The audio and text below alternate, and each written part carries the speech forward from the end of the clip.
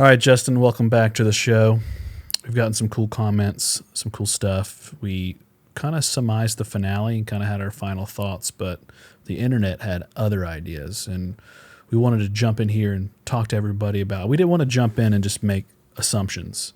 I wanted to kind of sit back and wait for it to happen to see if anything was going to happen, and if all of our videos where we kind of talk a little bit of crap, A little bit. shoved it back in our face, because a couple of our hot take videos are kind of talking crap, but if the conformity gate theory came true, then we would have been shut up pretty quickly. And if for sure. I mean, by now, if you're watching this, you probably know what conformity gate is, but to give you guys a summary, after the finale, tons of fans started going through tons of theories and this crazy idea that the finale was not really the finale. It was like a Vecna's curse type finale where everybody was cursed and it wasn't the real ending. And then we were going to get a true ending later, because they were pointing out all kinds of details. And frankly, over time, reading theories, listening to videos, and people point out stuff, I don't know, man, it started to kind of check out. When it was just one or two coincidences, and then the next day it was 10 to 12. But at a certain point, I lost track. We had, well, not necessarily we, but the fan base had come up with 30, 40, 50, 60. There's got to be 100 different coincidences out there. You can't have that much circumstantial evidence supporting a theory and not be able to give it any sort of credence. I'm not saying I ever fully bought off on Conformity Gate. I thought the likelihood of them doing that was very, very low. However, paradoxes do exist. I think Conformity Gate was still a totally legit conspiracy. I don't think anyone is really too far out in right field to really believe it. The idea was January 7th was gonna be a thing when it come out. It was really weird. Even on the net, I didn't think this was real, but on the Netflix app, you could look up Conformity Gate or look up fake ending, and the Stranger Things would pop up and nothing else. It's well, I don't know. That was weird. I don't know. I know how pretty decently well how Google search engine optimization works, but Netflix's internal search engine optimization, why is this popping up? Why would it even pop up? If it's super strange. Yeah, and Stranger Things, crazy. The only explanation I could come up with is that maybe their internal search engine is SEO coded, so that maybe someone who's just somehow never heard of Stranger Things, but they heard about, oh, what's this Conformity Gate thing? Maybe it's pulling other popular tags from that media to associate the two, to help people that aren't completely informed on what they're trying to find the show they want. But man, there's a lot more. That rationalization is a lot less founded than some of these other Conformity Gate coincidences. A lot of people weren't really happy with the finale, and even we did a whole talk on it. I wasn't super. I was. It was whatever. It was a very vanilla ending, very safe ending, very merch safe. We talked about it. All the characters are safely put away on the Netflix shelf for the spinoff in a few years, so they can rehash the property and make more money, and then but. I'm 90% copium. Yeah.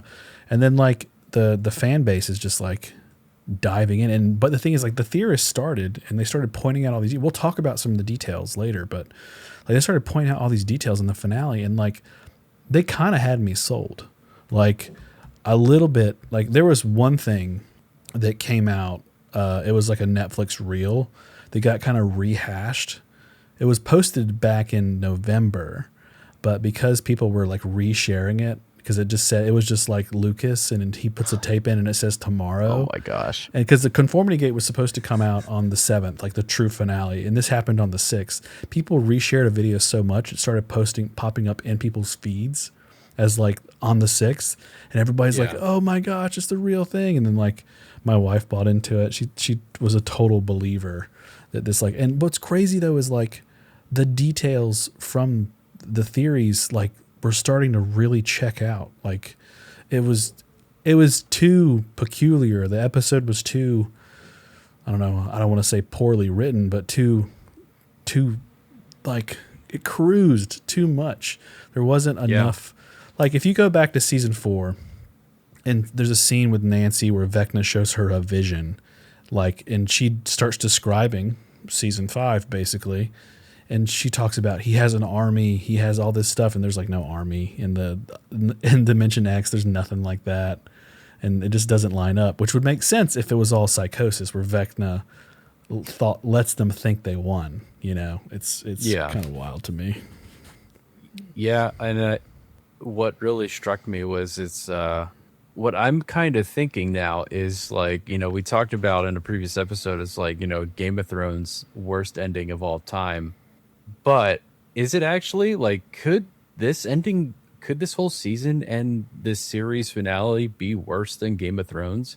Like Game of Thrones might have had a bad ending, but there were no loose ends. We didn't have to like the ending they chose. It might not have been just, but the world, like Westeros, was never just. It was never fair. It was harsh. It was cruel. It was real. Yeah, I guess might not have liked that, but at least it all made sense, and there were no loose ends. Like season 5 of Stranger Things, like, I mean, it's a piece of Swiss cheese. Like, I mean, for something as crazy as the conformity gate theory to actually make complete sense when there's just a perfectly fine vanilla ending out there, nothing too controversial about it. I mean, when you just take it at face value and don't think at all, like, you know, season 5, you know, the ending is totally fine and serviceable, but to leave that much inconsistency in your wake, like, holy cow. Yeah, I mean, the theory. So the whole thing is Conformity Gate theory claims that season 5 finale isn't real. Vecna Henry didn't lose. He won through conformity, hence the name. The epilogue is a manufactured reality, which when you start thinking about it, it kind of feels that way. It's a little too peachy, too I don't know what the term is, but it's just too perfect. Calm, aligned, passive behavior, signs of control, basically. Happiness feels staged. The audience is also being conformed in this episode. Accept the ending, stop questioning, like, illusion holds. And many believe, like, that episode 9, like, truly existed because of this. And people denying it, like, or people denying it exists only, like, solidified more theories that it does exist, because of course the creators say it doesn't exist, you know. And what's kind of wild to think is, like, we can talk about this more in a little bit, but from a writing perspective, like, this season was not very strong, and there's many theories as to why this is not strong. This would have, like, been, if this conformity gate thing would have been real, it would have been the most, like, show-stopping twist in TV freaking history. It would have been insane. Yeah, it and that's honestly, I wanted it to be true. I mean, I was never brave enough to go out on the limb to say like, oh, this has to be true. This makes complete sense, because it, like, Conformity Gate, to me, it makes complete sense. But, you know, I'm not going to be the guy to stick my head out there, because I mean, I'm a bit of a pessimist and a realist, and I just had a feeling like this isn't going to happen. You know, I mean, but it's like when I'm sitting there talking to my wife, I'm like, well, they did have a $400 million budget. Like, they could pull this off. Like, they could definitely do this. They could definitely keep it on the DL. Yeah. Like, Sadie Sink was on, like, after the finale, was on the Jimmy Kimmel or Jimmy Fallon show, and the topic sort of came up, and she totally, like, gets around the topic, like she was supposed to be. Like, this is supposed to be a secret. The actor that plays Henry Creel did some weird Saturday Night Live thing and suggests tomorrow, like, it was going to be released, like, very strange. And another thing was, like, they said the final script was all on red paper, and typically in feature films and movies, the script is really locked under a key, like, nobody can know this. The scripts are printed on red paper because you can't make copies of that. Like, the copier doesn't work, although they could, you know. But in the pictures where they have, like, the reading of the final script, all the scripts are white. So it's like, that wasn't really the final script, all this stuff. The final script's supposed to be red, and then there's, like, all these, like, little funny little plot holes. A big one that everybody talked about a lot was the in the Squawk radio station to turn the power up. In volume 1, the power dial is silver, but in volume 2, it's red. And like, Yeah. from a production, And it's the same. It's the same exact like hue. It's the same gray that was the middle of the Ferris wheel too. Yeah, and it's like, and So from it's like, is that intentional? but I had a conversation with one of my film friends. We work on movie sets quite often, and that would be intentional. Like, we were kind of summing up that change would be intentional. Like, that set was created, that dial was painted, and like, why would it go from gray to red if it wasn't an intentional change? Like, they wouldn't just all of a sudden say, hey, whenever they're filming that scene, like, oh, let's make sure we paint that red because of X, Y, Z, because it was gray before.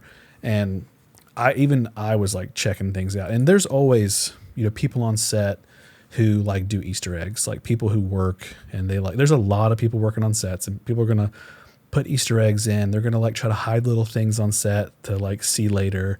Like, when you look at like the basement with the kids, there's a lot of like Easter eggs on the shelves, and people have pointed out, which mostly could be summed up to people work on these sets, like art departments, and they think it's cool to like hide stuff in the set. Just like in Pixar, they always put the number of the classroom in the movie, and they always put the pizza truck in every movie because it's an Easter egg, and they do this with this show too. Yeah, but luckily Pixar doesn't have to contend with little, stagehand set designer terrorists that put like little Morse code messages in the cassette rack, for people to start. That are like alternate like nonsense. Did that more? So yeah, during Rockin' Robin's like epilogue portion, she's talking on the radio.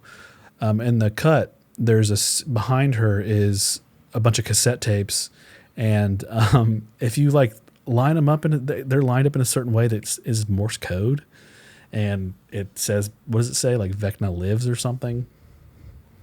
There's a couple different interpretations. Like, none of them are completely perfect, but something like that. You know. Yeah, and that would be too obvious, or too, I don't know, it's just too intentional. Like, that's too intentional, like hiding these things. Or like, during the graduation ceremony, everybody's got their hands crossed, like how Henry Creel stands. Even like the characters are starting to stand that way. And then like another thing is like Sadie Sink's character, Max, like she just come out of a coma from 2 years. Like, how is she graduating with everybody? Like, it doesn't really make any sense. Like, she would be behind 2 years, like it just doesn't really check out. I mean, it's public school.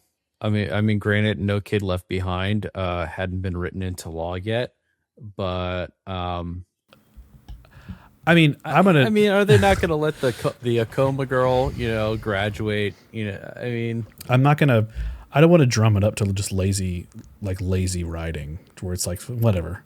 Like, somebody may have brought that up in writing, but like, well, she's in the graduation scene. Yeah, she's got to be. She's a part of the crew. She's going to graduate with everybody. But does it make sense for her to graduate? Like, this could have been fixed so easy. It could have been the scene. I don't know. Maybe she did summer school, or maybe she was, when she transferred there, she clept out of a bunch of characters, and we never go into detail. Like, Max could have been like an AP student. We just never knew, But this is also a thing where like it could have been, instead of being solved off screen, like most of their problems was solved off screen.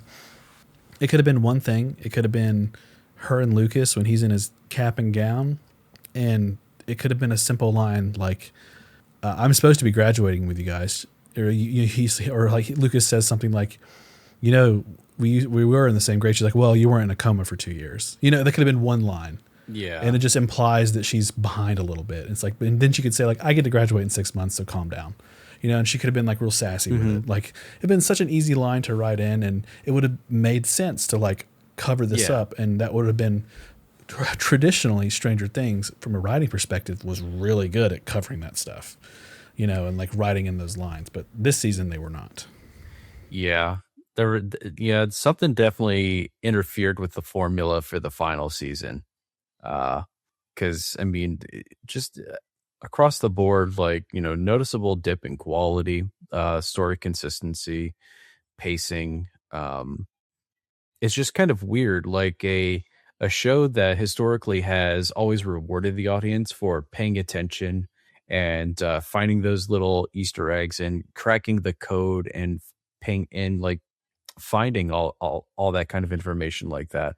Uh, Definitely a huge tonal shift for the final season. So it's not really necessarily the audience fault that they're coming up with these wild theories like conformity gate, because that kind of used to be the thing of the show where you'd go back and watch it a couple other times and pick up on some other key details. It is a psychological thriller to some extent.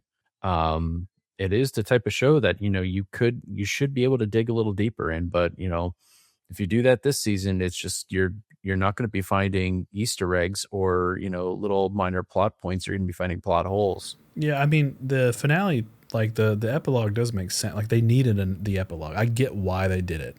It's this huge 10 or 9 year chapter being closed, right? And they do eventually have to they'd have to put their books on the shelf, and they have to go up the stairs the last time, on camera, because everything else happened off camera. And like those scenes are much needed, and like those scenes actually ring emotionally pretty well.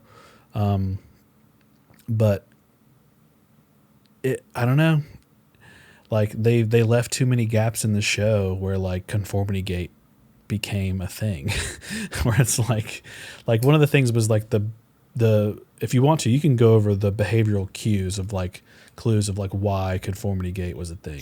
Yeah, so like in the final scene where everyone in the shot is standing there with their hands clasped in the same posture as Henry Creel, multiple mains mirroring still passive body language, group blocking that feels unnaturally symmetrical, smiles appear muted or emotionally flat. Everyone's giving off like NPC energy from the background characters. Yeah, the extras were something else. Like they were just acting so weird and unnatural at the graduation. Sudden personality flattening in the monologue, Ted Wheeler style conformity spread to the others. Characters standing silently instead of reacting, calm acceptance instead of relief or trauma processing. And it's like just all this like very strange, like everyone has conformed, everyone's kind of homogenized, everyone's become like this normie all of a sudden, when we had a very highly individualized and enigmatic and expressive group of characters, and everyone's just, yeah, we got old and we're gonna go work a 9 to 5 for a man, and yeah, like, why'd everyone get so lame? And it's like in the graduation, I mean, this kind of drums it up to just art direction, art being super lazy. Like there's an extra in the far back holding a blank yellow sign, and like I know it seems small, but on a $400 million budget, there's no excuses for that to happen. Yeah.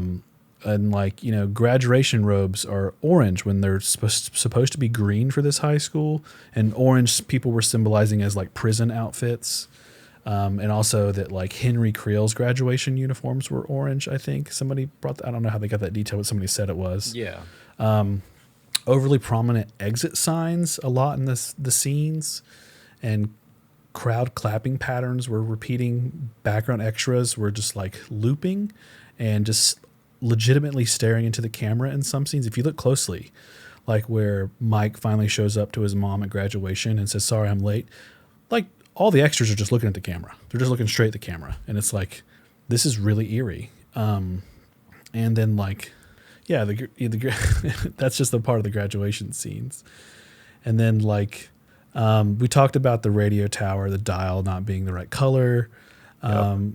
Like there's all these different little color mismatches.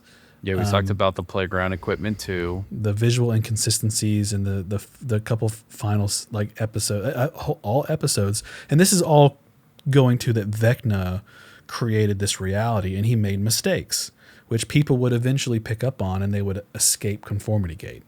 And that'd be the real final episode, which would be sick. And that would also explain things like why the Dimension X, there's no Demogorgons. There's no other monsters because he was easily defeated because he wanted to be easily defeated. So they think they won. Yeah, there's some time and date anomalies, like the 18 months later not lining up correctly for certain things. Times on clocks are at specific times that kind of like suggested like January 7th and stuff, which was kind of odd. And then, dialogue and memory errors. Like, and during Will's coming out scene, he talks about getting milkshakes or malted milkshakes at Melvault's, which is where his mom works. And his mom worked at a general store. They didn't sell milkshakes there. Like, they would have sold milkshakes back in like the 60s when Henry was a kid. So when it used to be a diner. Right. And then and then things like, there was one that somebody pointed out, like Steve mentioning that he wants to live on the final epilogue scene when he's with Nancy, Jonathan, and Robin. This is another memory error where he talks about like he wants to get a place over in Forest Hills in Hawkins. Now, in present day Hawkins, Forest Hills is a trailer park, and he says he can't quite afford it yet, but it's a trailer park. Like, no, but they don't want to live there. He's talking about it as like a really nice affluent neighborhood, but back in Vecna's time, Henry Crill's younger days when he wasn't all Vecna'd, that was a nice neighborhood. So like it doesn't it doesn't line up. It just doesn't make sense, which is kind of wild to me. Like, did they not think about this when they were writing this? Like, and it's stuff like that. Those are like the biggest smoking guns. Like, especially, I didn't even know the one that you just mentioned about the neighborhoods, but Will's mentioning of getting a milkshake at a place that is just a general store. I don't get that, and it's something that's going to go over like a lot of people's head at first, because it just seems like a really nice little monologue that he had. What kid doesn't have a memory of riding their bikes and going and getting something to eat or getting ice cream with their friends. It made for a really nice monologue, but I mean, when you peel back the layers, it doesn't make any sense, and then it's not rewarded either. So what is it like? Is there? But yeah, so like there's another thing people talked about where there's like missing character arguments where it's like, because like Vecna didn't know about certain characters, they have no mention in the epilogues, like Susie and Vicky. Vecna never actually meets them in any way, so they don't show up in the epilogue because they don't exist. And also, does Vecna ever meet Murray in any way? I don't think he ever does have an encounter with him, which would explain why he's completely missing from the epilogue. Yeah. Because a lot of people were like, oh man, Murray became such a big character throughout the series, and it was really funny. He provided great comedic relief, and he's the character's played by an incredible actor. I don't know his name off the top of my head, but a lot of people were saying that he kind of got stiffed by not being in the epilogue. So where I'm at right now is Conformity Gate. Yeah, his name is Brett Gelman, by the way. Brett Gelman. Okay, yeah, I'm not good with actors' names. So like, where I'm at with Conformity Gate is like, was season 5 just that poorly written, or is Conformity Gate legit? And they made these plot holes so like gaping wide that the entire internet found out about them within the span of like 6 days. And do we have to wait like 5 to 10 years now for the cast to grow up for us to get Stranger Things 2? Like, I'm really thinking deep about this now, because like people mentioned that like Susie or Vicky were missing in the epilogue, and because Vecna doesn't. But now I'm like, Murray's not in the epilogue. He doesn't get a happy ending because Vecna doesn't know. He does not know he exists. That's because Murray's had such a big portion of this show. Why didn't he get an epilogue scene? Why didn't he get an epilogue scene where he's just like happy in his like little bunker? It's because Vecna doesn't know he exists and he didn't put him in conformity. Like, what? Yeah. Oh my gosh, bro. I mean, I was not expecting Susie to come back either, because if Susie was going to come back or be a recurring character, they had all of season 4 to do that.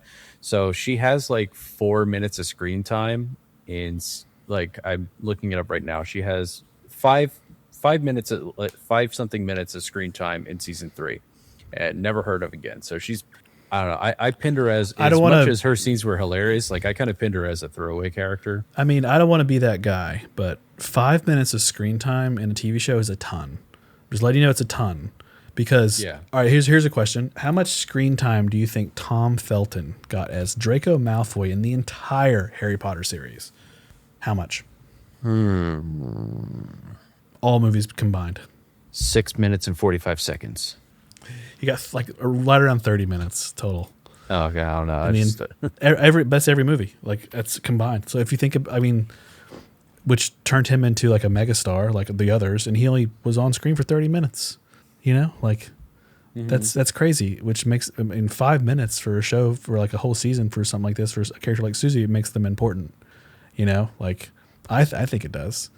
You know, and then you have the other things like in the D&D basement, like there's like the What's It board game that's in the background. Like what?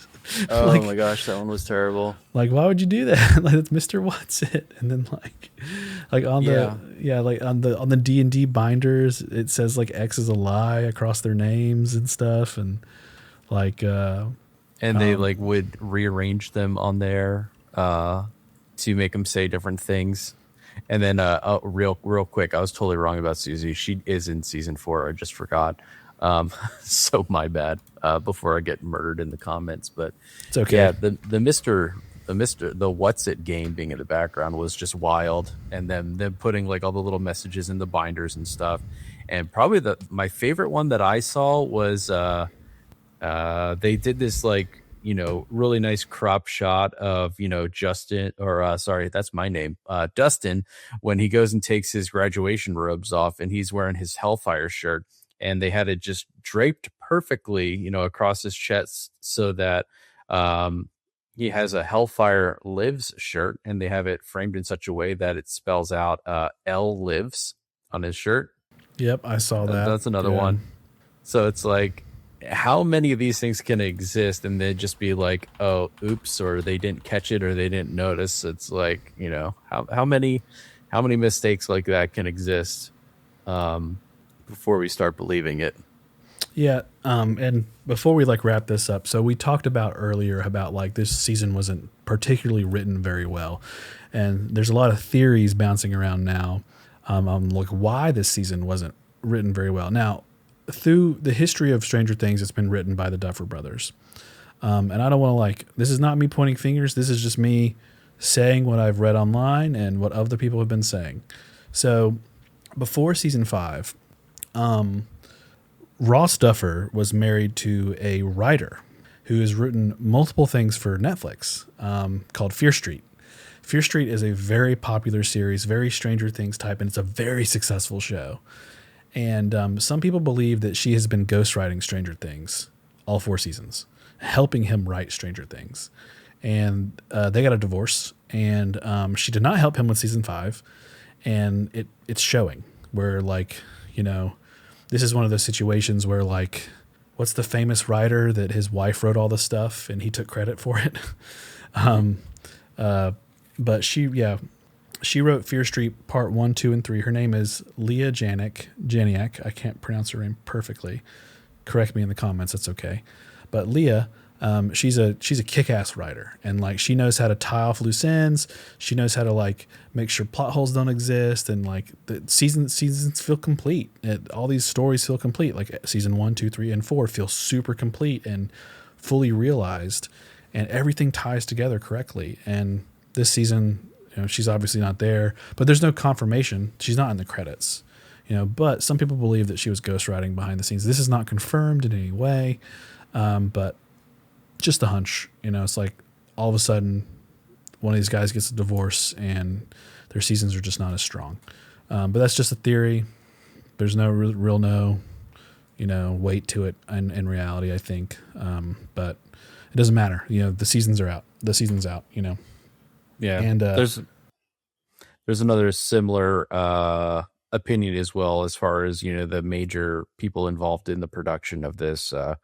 I think we've talked about this before, but, you know, the noticeable absence of Shawn Levy on the set, and involved in the process. He has been involved in every season so far, but he was noticeably absent in season 5 because he was off doing other movies like Deadpool. And that guy is just a powerhouse of creativity and just makes good shit. Yeah, so you're him totally not right. being there probably was very, very impactful. Yeah, Shawn Levy is there might be something, there might be something to the divorce. I mean, that's what a lot of people are saying on the internet. I don't know that I'd endorse something like that. I don't know if I'd endorse an opinion like that, but you know what? There might be something there.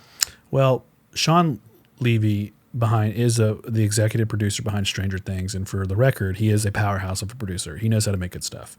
Oh yeah, and he's been highly involved in all other four seasons, and he was less involved in this season. But there is record of him on camera saying this is going to be the best season ever. Like he comes out of his mouth. So it's like he was off filming Deadpool at the time and some other stuff when they were filming Stranger Things. So obviously Deadpool did well. And he's going to continue to make good stuff, and then he'll be involved, I'm sure, in future projects. But yeah, Shawn Levy is one of the producers that is a part of these shows that just make things really good, and he's also the producer that most people don't know about. That's his job. He's an executive producer. He's not a director. He's there to make things work, and those guys are incredible. Like he's incredible. So, yeah, but we'll never really know why this season didn't do as well. Clearly, nothing was cleared up in the interviews post-season, so who knows? But they'll do spinoffs. They're already the documentary's coming out on the 12th or whatever. So yeah, and if you haven't heard, episode 9 comes out on the 7th. So look forward to that. But they didn't say what year it's going to come out. Oh, true. It could be January 7th, 2027. So. Yeah, reset your your clocks. Set your big grandfather clock to January 7th, 2027. Get excited. All right, guys, thanks for watching. We'll catch you in the next video. Stay tuned. Let us know what you want to see or hear in the comments, because we're moving on to other shows. I think we're going to get into Game of Thrones soon and cover some other stuff. And otherwise, like and subscribe, and we'll catch you in the next one.